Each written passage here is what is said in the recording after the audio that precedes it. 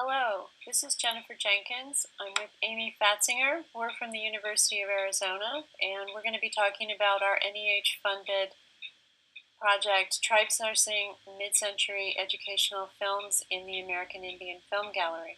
Let's begin. The American Indian Film Gallery was compiled by J. Fred MacDonald, a Canadian professor of Enlightenment history who had a sideline in film collection. He was absolutely crazy for 16mm film and collected it as widely as he possibly could. His timing was perfect because he got interested in this at about the same time that school districts and libraries were junking their 16mm film collections. From that kind of raw material, he put together the American Indian Film Gallery. And when he got ready to retire, he looked around for an institution to support the film gallery and take it to the next level and put out a call for proposals, and the University of Arizona was successful in securing this collection.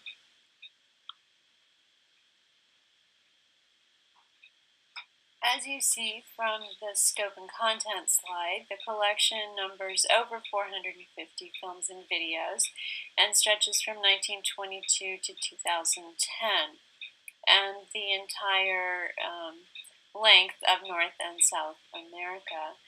The majority of the films are educational films made by companies that sold to the middle school, then called junior high, and high school and public library markets, but there are also some sponsored films, that is, films about Native peoples made by the Santa Fe Railroad, by tobacco companies, coal companies, General Dynamics, the Presbyterian Church, and so forth. And then locally produced tribal public television, such as KYUK in Bethel, Alaska, and independent productions. As you see in the four corners here, we have some very different examples of different kinds of film. The Lower Sioux Community Video, for example, was part of the Bicentennial Community Video Project for what became Folk Streams in 1976, sponsored by the Smithsonian. Villages in the Sky, above that, is an educational film made by Avalon Daggett, a high school teacher from California who spent her summers in Indian country. How to Make Fry Bread is a community video made by the Many Trails Indian Club in Los Angeles, an off-reservation Native club. And finally, River People is an educational film about the Tohono O'odham people and the Tohono O'odham people in southern Arizona.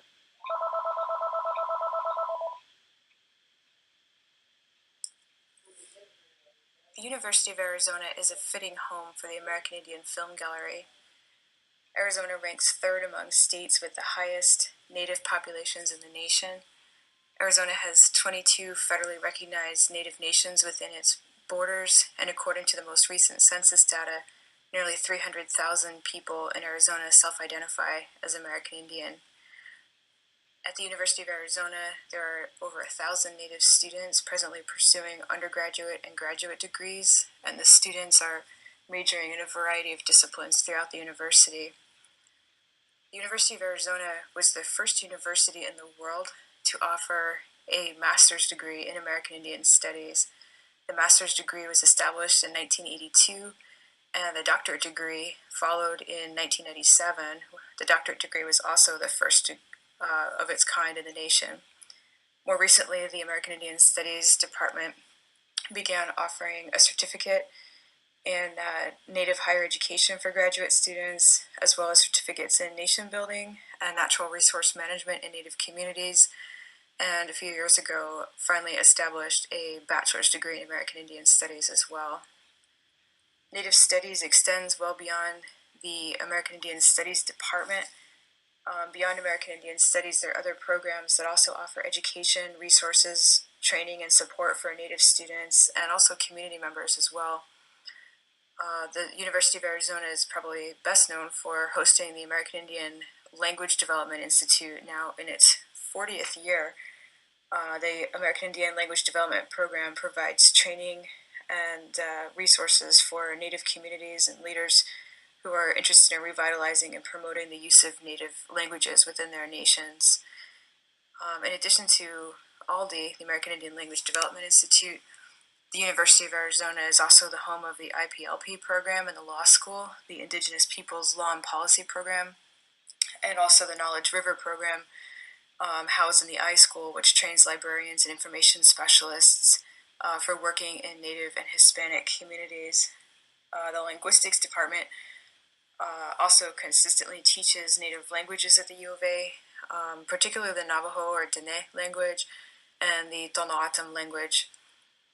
Beyond this, student services are also robust at the University of Arizona for Native students. The NASA, or Native American Student Affairs program, offers a considerable amount of resources for Native students, including the First Year Scholars Program, which helps Native students integrate into the U of A and receive support, particularly during their first years.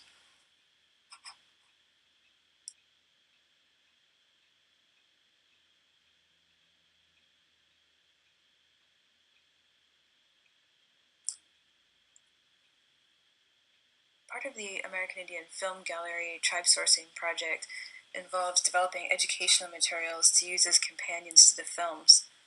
Many of the films offer mixed representations of Native people and communities.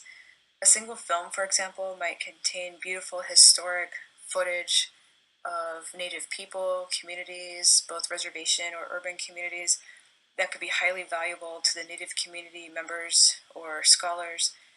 And yet at the same time, the visual narrative is often accompanied by an audio narrative that's highly problematic. For example, the voice in the film describing what you're looking at in the images could be very biased, contain false information or outdated information, or sometimes is merely problematic because it's so clearly told from an outsider's perspective.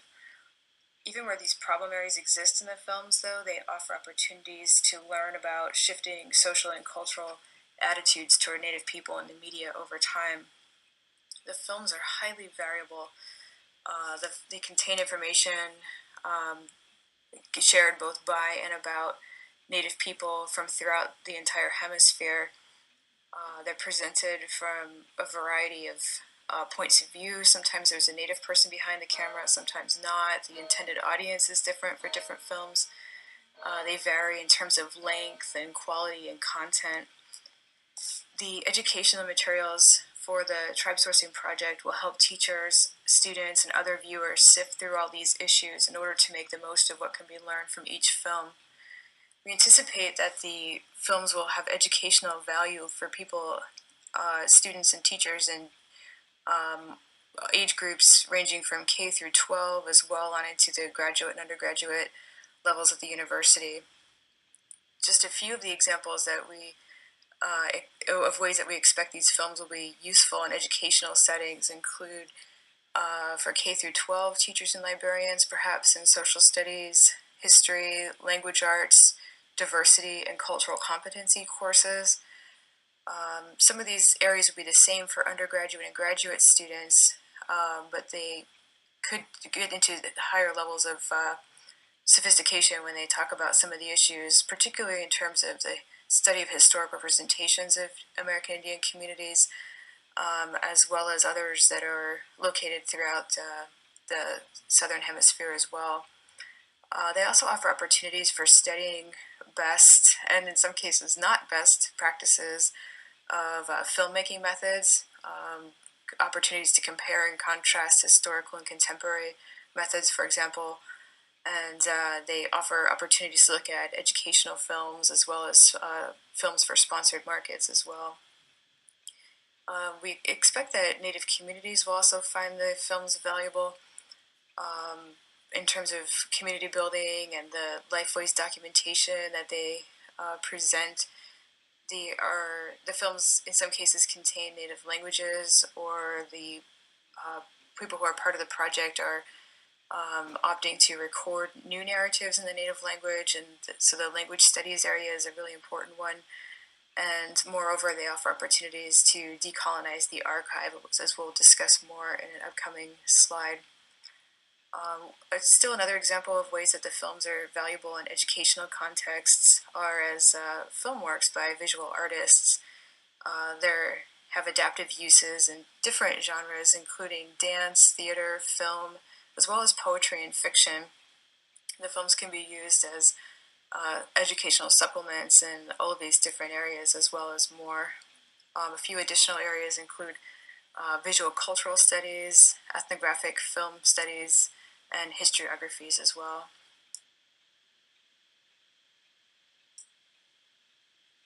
A moment ago, I spoke about some of the potential interdisciplinary approaches that are possible for studying this collection of films.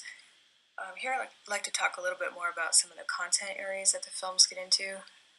Now, the films themselves cover an extraordinary range of content. They range from topics from footage of Native community leaders describing important issues in their nations at the time the films are recorded, to people talking about the boarding school experience and describing whether to return home to the reservation or remain living in urban areas upon graduating, to a short how-to film that details how to make fry bread. So as diverse as these topics are, the films themselves have additional layers of diversity because they also are rooted in specific cultural contexts. So, for example, you have this variety of issues as they pertain to the Cherokee Nation, the Tohono Nation, the Hopi Nation, and so forth. So, rather than trying to cover all of the different content areas addressed by these films individually, I'd like to pull back a little bit and talk about some of the overarching content areas and potential takeaways of studying the collection as a whole.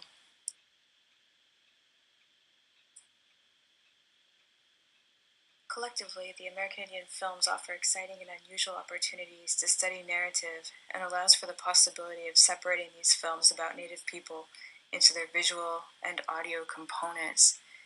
These components, the visual images and the audio narration, can be studied separately, engaged with creatively, put back together again in new and exciting ways, and then the originals and the new versions can be studied side by side. In some cases, this means that you'll have opportunities to hear images of Native people and communities explained and interpreted from both insider and outsider perspectives, or in other cases, you might have opportunities to hear multiple perspectives on Native images coming from within the community, but at a great span of time with a big interval in between, or perhaps with different narrators who have different audiences or storytelling objectives in mind.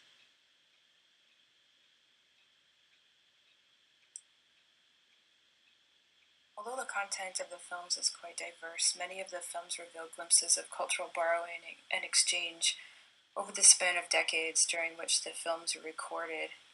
In addition to cultural borrowing exchange among Native communities and between Native communities and mainstream communities, you also have inherently within that complex issues of representation and expressions of identity. Once again, you have interpretations and expressions of identity from both insider and outsider perspectives, as well as diverse insider perspectives over a span of years and with different outcomes and audiences perhaps in mind. Along with this entire project, you also have interesting areas of study in terms of archival practices and collection management. Often we think of collections of information about Native people as being held by libraries or institutions in ways that are inaccessible to Native communities, but this particular project, as will be explained in a few upcoming slides, turns the process of managing the collection over to the Native communities in some ways and invites their sustained engagement with the content and their ongoing management of it. The process of opening up these practices and collection management is a step toward decolonizing representation of Native people in media, as well as decolonizing the archival process, and that works toward greater goals in Indian country in representational sovereignty and inviting Native communities to participate in or control representations of images and narratives that express the identity of their communities. There are a number of projects associated with the American Indian Film Gallery as it first came to us in 2011 and now in its newest iteration in 2018. The first of those is to marry descriptive metadata to each of the films and to have that metadata compiled with cultural competency. Much of this work is being done by students in the University of Arizona School of Information's Knowledge River program, and their task involves not only looking up what they're seeing on screen, but checking with tribal cultural preservation offices to make sure that the films are appropriate to be seen in a public forum. The second phase of the project, and this is the part that's funded by the NEH, is repatriation to communities of films that were shot in their specific communities.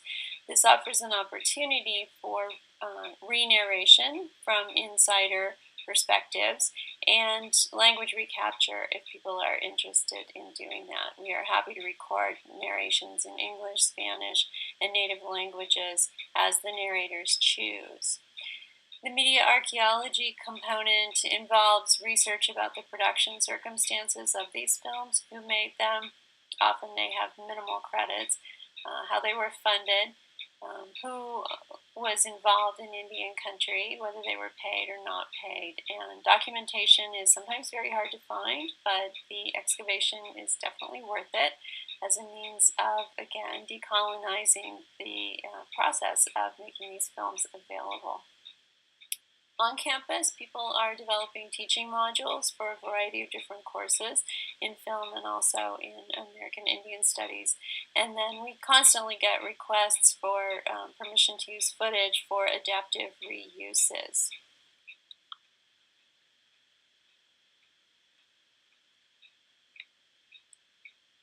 Here's an example of the descriptive metadata collection that we're doing. This is a film shot on the Dono Adam Reservation for television, a series called Discovery. And it was at a time when the Dono Adam were still widely referred to as the Papago. And as you see, there is descriptive metadata about the sequence there, and the film, a still from the film, appears on your right.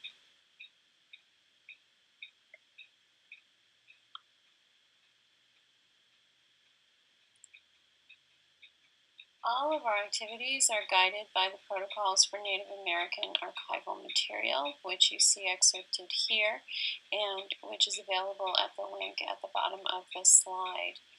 The most important thing about the protocols is the consultation and concurrence of tribal communities in the kinds of decisions and policies made in relation to handling of these materials, and we are highly committed to and guided by those ethical principles.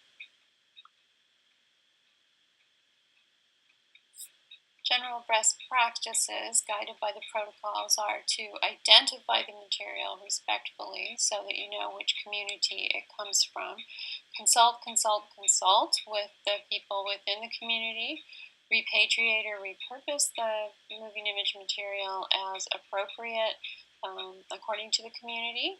And in the case of our project, the access will be controlled through a content management system called Makudu. And it was developed in Australia to deal with Aboriginal cultural materials, both sacred and non, and allows for controlled communities of practice, different genders, different age groups, whether or not they've been initiated, controls the access to the materials, and then tribe sourcing as we have described it to you, and as we'll learn more about in just a moment.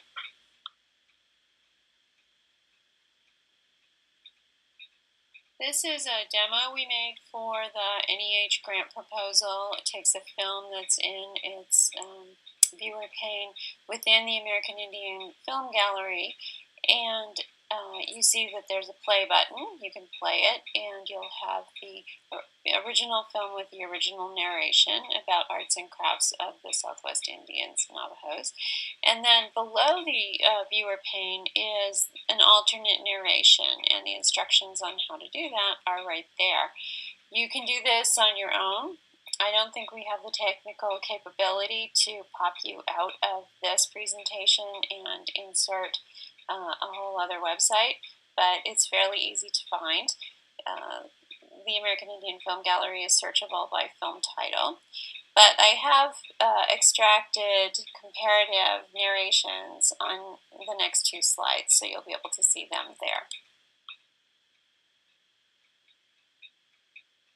This is the opening narration for Arts and Crafts of the Southwest Indians, and it has the text from the original Voice of God narration. In other words, the Midwestern white male narrating on behalf of the subject matter. And I don't think you really need us to read this to you. You can see what it says. We've highlighted some of the less culturally sensitive terms there. So take a look, and then you can compare with the narration from the next slide. And here we have the narration from within the community by Rhiannon Sorrell at Saley, Arizona, on the Navajo Reservation, and she presents a completely different perspective on this film, as you will see. And if you go to the site and listen to her whole narration, you will see that it is diametrically opposite of the original narration.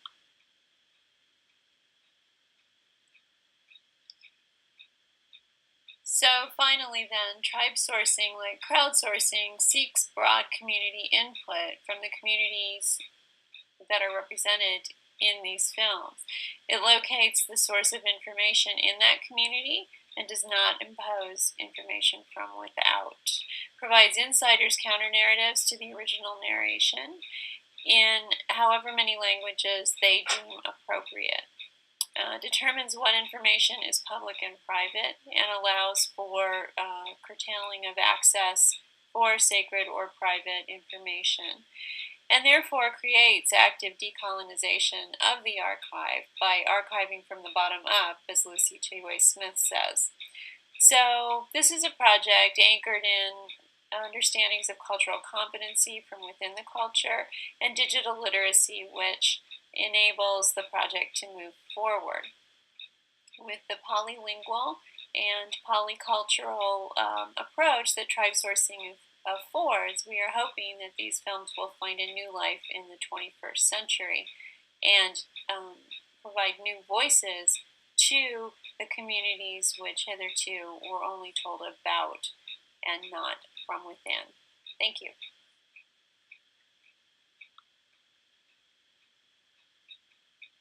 It remains for us to thank our wonderful interns over the 5-year period between 2011 and 2016 in the early days of this project.